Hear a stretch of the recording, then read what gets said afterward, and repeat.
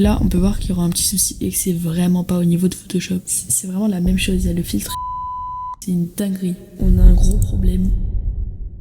Aujourd'hui, je vais essayer de réaliser une miniature avec le site Photopea afin de vous montrer que tout est possible. Ok, donc là, on est sur le site. On va créer un nouveau projet. Donc là, c'est les dimensions d'une miniature, c'est parfait. Donc on peut voir qu'avec Alt et la molette, on peut zoomer et dézoomer. C'est les mêmes raccourcis qu'avec sur Photoshop. Donc pour ce tuto, on va réaliser cette miniature. J'ai déjà montré comment faire avec Photoshop, mais aujourd'hui, on va essayer de le faire avec Photopea. Mais là, je suis un peu en train de regarder tout ce qu'il y a, mais c'est surprenant comment c'est vraiment... C'est Photoshop. C'est vraiment la même chose. Il y a le filtre caméra raw et tout, c'est une dinguerie. À ce moment-là, je ne savais pas encore à quel point j'allais galérer. Donc là j'ai mon sujet, je vais l'agrandir. Donc là on peut voir que ses cheveux ils sont vraiment épais. On va essayer de retourer ça avec un masque de fusion. Je viens de voir que ça s'appelle un masque de pixels sur Photopea. C'est une dinguerie comment c'est vraiment du plagiat. Et là on va venir peindre les cheveux.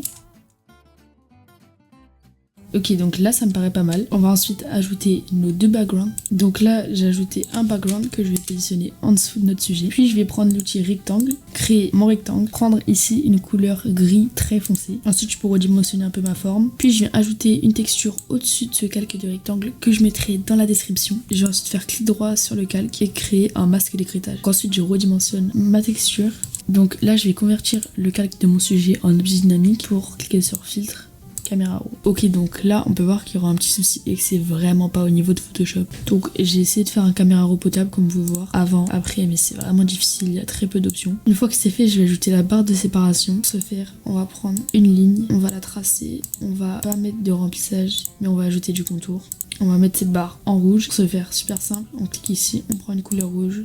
On clique sur contour, on met la couleur rouge. On va la positionner en dessous de notre sujet. On va double-cliquer dessus. C'est abusé, c'est vraiment les mêmes options que sur Photoshop. De là, on va ajouter une petite ombre interne. On va mettre en normal l'opacité à 100 et on va augmenter un peu la taille. On va baisser l'opacité. Ensuite, on va ajouter une ombre portée noire. Puis, on va la copier-coller et en mettre une rouge. Cette fois-ci, on va mettre en superposition. Avant de continuer la vidéo, je voulais juste te dire que j'ai un serveur Discord qui se trouve dans la description. Là-bas, tu pourras demander de l'aide sur n'importe quel logiciel. Il y a des salons pour également partager tes créations et demander des retours. Allez, on est reparti.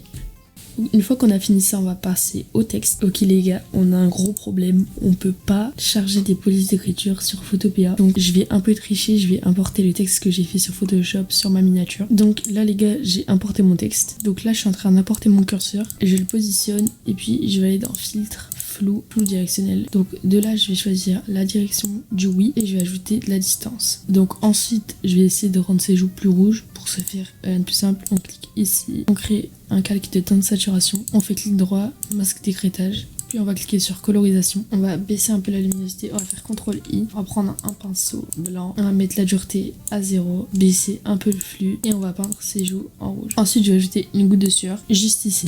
Là j'ai pris un logo Peggy 18 que je vous mettrai en description, je vais le placer et comme d'hab filtre, flou directionnel et là on va venir ajouter la distance. On va le dupliquer avec CTRL J et on va en mettre à d'autres endroits. Là je déplace un peu le texte, je me suis rendu compte qu'il était peut-être un peu haut. Donc là on a presque fini, on va essayer de faire 2-3 petites lights, même si je pense que ça va être compliqué. Bon bah finalement les lights se sont plutôt bien passés, donc on va essayer de faire un caméra raw final, même si ça va être très difficile avec le peu d'options que le site nous offre. Donc filtre, caméra raw, ensuite on va ajouter des flous.